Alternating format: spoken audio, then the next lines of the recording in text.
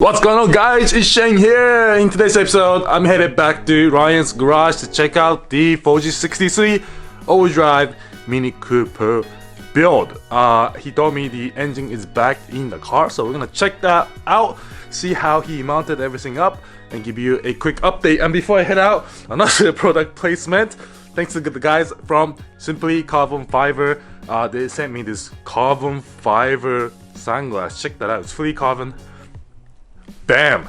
And they also sent me carbon fiber iPhone case. Nice and lightweight, functional, durable. You wanna check out these sunglasses and the phone cases and whatnot, make sure to go check out Simply Carbon Fiber. And if you use coupon code CZero, you get 10% discount.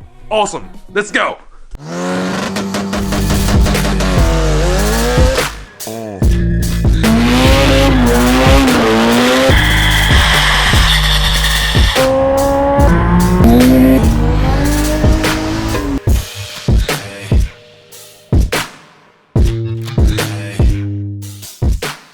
Last time we were here, the motor was sitting just about here.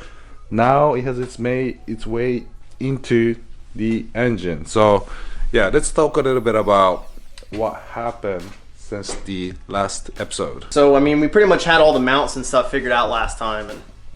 And first of all, I forgot to ask you last time, how did you figure out like where to mount the mount and how to locate it exactly XYZ? Because I know some people do like a 3D scan of it, mock it up, take it out, put it back in. Is it just a lot of trial and error? There was trial and error. A lot of what I wanted to keep with the build is using as many stock parts as I can. And that was probably the biggest challenge, was figuring out if I was going to do a custom mount here or if I was going to somehow be able to reuse the bracketry to make it fit. And it almost didn't fit. If I didn't shift the engine over, it wouldn't have fit at all. I see. So basically, I used the hoist and held it in place, used the jack and tried to level it where it would sit kind of with the proper angles on it. And then from there, I just measured where the axles were going to sit. I knew where the center of the wheel was going to be. Right. So from there, I had to find out, okay, well, if here's where the axle is going to be, how do I keep straight line on the axle? How far back does the engine have to be? And then how much room do I need? And then how high up and down do I need to be? Wow. So basically, trying to get the elevation right to match with the frame rail and make sure that the hood can close, and then also making sure I have enough ground clearance on the bottom. And make sure it doesn't hit anything up here too. Right, exactly. So a lot of trial and error, basically. Definitely, a lot of in and out. I probably pulled the engine maybe 20-something times. Yeah, I was about to say that. Yeah, it got down to the point where it's like, it's about 15 minutes. Like once you get the front end stuff off, like just the mounts and stuff, it's 15 minutes just in and out. Super, Jesus. Yeah. So obviously it's reversed situation going on here. Yeah. So it's opposite of an Evo, which is also opposite of a Mini Cooper. So a lot of the shifter cables, you got to reroute them, kind of bend them as easily as you can to get them into the right angles. But also your starter, your alternator, your transmission, everything is reversed. So trying to get it kind of packaged right is definitely a challenge. Yeah, I mean, even looking at here, the timing belt's pretty tight here, but you did manage to fit it in there. This is impressive. I hope it doesn't hit here with vibration. It shouldn't. I mean, but this is just plastic, so I can always That's true. Pull the plastic off. And this is from the stock 4G63 timing cover. So, but the only reason I even kept it on at all is because it actually came with it off. But I realized that after trying to get the timing set on it to 5 degrees, I was like, where am I supposed to find these timing marks? And I found the cover in the trunk of the donor, and I was like, oh, there they are. That's not going to help. So I said, all right, I'll put it back on so I can at least check timing later. And so with the radiator, obviously you made a new bracket here. Yeah, I still need to get a grommet for this side. This one I just pulled off of some scrap that I found somewhere else. Okay. And you said the piping was straight off your Genesis? Yes, this was off the Genesis. I had to cut it down a little bit. I think it stuck out to about here before, but once I got it cut down, I mean, the diameter, the angle, everything was perfect. And, that's awesome. Of course, if you know anything about Hyundai history, Hyundai, when they first started, they couldn't afford to make their own engines. They actually bought engines and contracted with Mitsubishi, and the 4G63 was actually one of those engines. Yep. So what else? So you're now figuring out the wiring, I'm assuming, right? Yeah. So I got basically the stock wiring to fit up. One of the spare, I haven't figured out what I'm gonna do with the OEM ECU, but I had to basically rotate the fuse box and remount it here. so that I can still have a lot of the OEM functions, things like headlights, high beams, all triggered off of the OEM harness and all the control panels on the inside. Was it here before? Just Yeah, it was there, but orientation? yeah, laying down.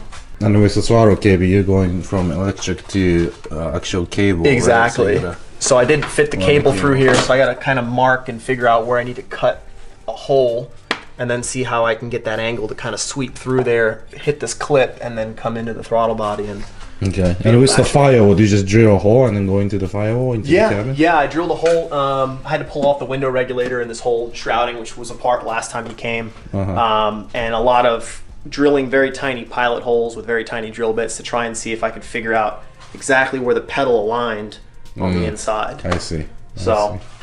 I probably had to drill 6 holes in the wrong spot before I hit the right one. Well, better than drilling 6 big holes. Yeah, and pretty much I kept the Mini Cooper suspension on the top, and the Mini Cooper, the entire hub actually clamps around the shock body.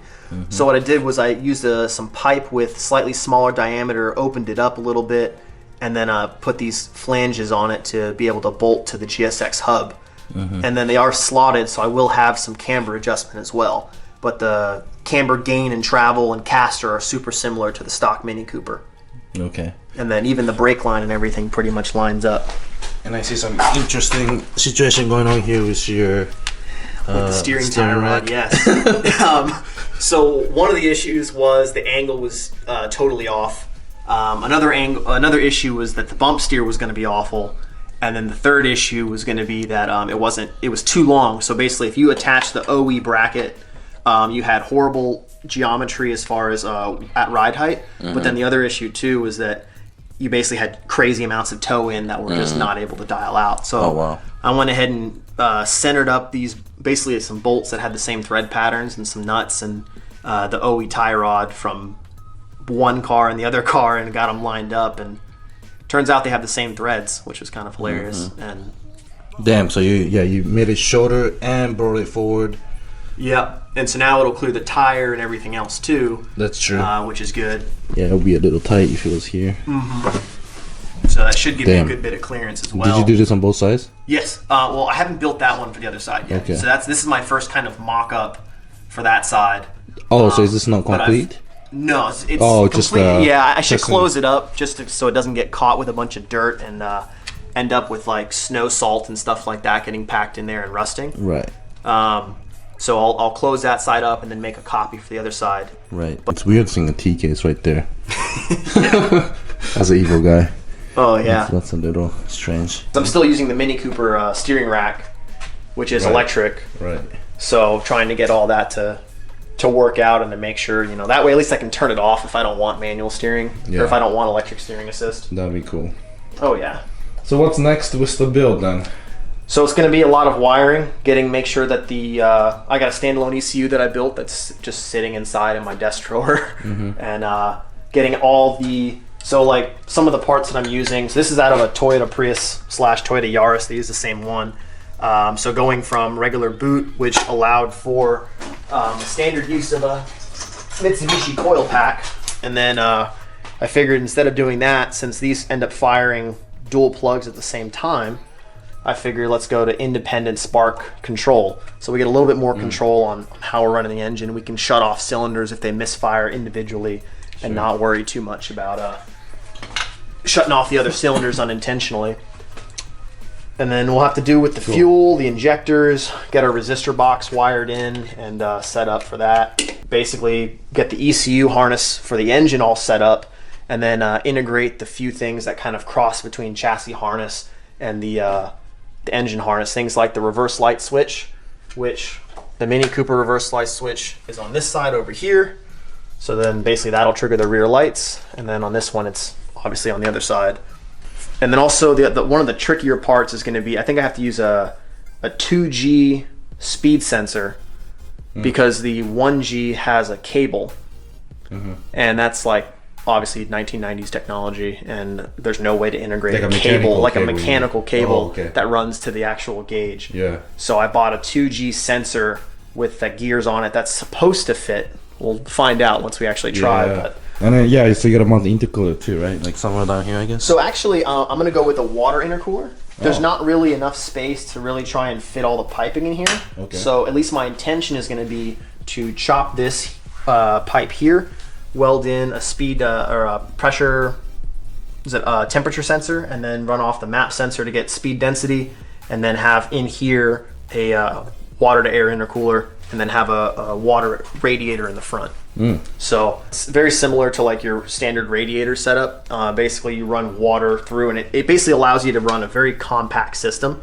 So basically your entire intercooler is, you know, roughly the size of a 2-liter bottle, as opposed to running all the way across the front side of the car. And it also allows you to cut down on piping. But one of the coolest things is because your entire piping is so much shorter, your throttle response is so much quicker. Oh, okay. So you don't have to worry, and also your pressure drop typically is a little bit less too. So you'll be able to maintain your pressure from the turbo going into the intake manifold. So there's the benefit, of course, being that it's a little bit more power, better cooling. You can add things like ice to your reservoir to make it even cooler for like race day or something. Yeah. I probably won't go that far because that's a little bit, I don't know. Seems silly to put ice in your. You're just going for the C product, aren't you? Yeah, it's just people are going to go, what is that? A naturally aspirated, upgraded radiator Mini Cooper with a weird exhaust note and lifted on something, and that's weird, man. And then be like, all right, let's race. Get some light down here. You can actually get a shot of it later, but I can keep that for now, I guess. I think it'd be effective. Should be good for now. Just because I don't really have space to run much else. Yeah. I mean, so Evos are on this side here. You might have some room. Oh, you got like an air intercooler on there? Or yeah, or the oil cooler. Yeah. Okay. I upgraded mine, but stock ones are pretty good too. You can probably pick up a stock one. Okay. Yeah, I'm not sure why they did the water setup, but it's interesting. It keeps it a little bit more, I guess, compact. Compact, but it's kind of hot in there anyways. Right, and you are next to the exhaust and everything. But I mean, and they run the exhaust like right through the oil pan, so it is kind of weird already. Yeah. You know, in terms of heat management, and then of course figuring out how I'm going to run the exhaust, and at least the intake piping is going to be short and sweet from here to here. All right. But the exhaust, there's. Yeah, I mean, you look at the 4B11 setup with the exhaust manifold here and the turbo down there, you start to question what they're thinking about heat management. Yeah, that's how the SRT4s are. I mean, yeah, they have the turbo in the back, and it's like you're limited on size, you're limited on function, and how you're going to mount everything. And it also sucks to change it out or to upgrade or anything because your back is like just killing you. Exactly. But exactly. Yeah. So there's definitely a lot of different things to do. You know, I still have to figure out, or not figure out, but I still have to build a bracket to flip the transmission shifter around so I can get the gear pattern to be right. Clutch line, that hasn't arrived yet, which kind of was a bummer. I was expecting it yesterday, but basically I'm going to tie in a fitting here, flare that line, and then run straight to the slave cylinder. Because this is what was on the GSX, which is just a little bit too long. Yeah, just a little bit. It's a lot of... I don't even know what to do with it. Like, sit tied up in the corner. Yeah. And the previous owner could never bleed it right because it was just so much line that it just took forever. So that's ridiculous. Could you imagine the expansion? Like, you're losing half the pressure just by the expansion. Yeah, I mean, at least it's a steel braided, but right. You know, at least if you have some hard line, it kind of keeps it a bit firmer. Yeah, exactly. This is the OE fuel line for the Mini Cooper, and the Mini Cooper pump flows like 210 liters per hour at 40 psi. So I don't need to upgrade to a Walbro just yet, and then I'll be able to just make a fitting to adapt to the fuel rail there. Right. So one thing I didn't consider with the GSX being so old, alternator demands in the 90s were like 60 amps. They're super low output. Yeah. Well, the Mini Cooper stock amp is like 150. Oh wow. So, and to run electric power steering, to run the ECU, to run everything else, like you need HID headlights, like you need that. So I had to get a one of the GM alternators from the Saturn, and a lot of the Eclipse guys seemed to upgrade to that, and I got one of those that was rebuilt and turned up to 200 amps. Oh wow! So I can even run a sound system in this and still be good. Eclipse guys probably upgraded for the subwoofers. Oh yeah, the 12-inch explode subwoofers. I'm just kidding. But that's the thing in the early 2000s, or late 90s is Sony explode subwoofers. Oh yeah, for sure. Fast and Furious days. Neon lights. Alright, so that is episode number 2 of the all-wheel drive Mini Cooper 4063 swapped build series. Because I am about hour and a half away, maybe hour away from this garage, I won't be able to stop by every day to check on the progress. So obviously, if you want to know more details of this build, make sure to check out Ryan at Initialdiymods. I'll put the link in the video description below, so make sure to check that out. And I'll be back for episode 3 sometime soon. Sounds good. Yeah. Hopefully we have the wiring done by then. Yeah. And then we'll make sure to go over that wiring and what goes where, what sensors are where. Oh yeah, for sure. I might send you some pictures and be like, hey, what's this thing you do? Yeah. I hope I can help. Match up on your car. I hate wiring. What sensor is I this? hate wiring. But that's it for today, guys. Thanks for watching. I'll see you in the next episode.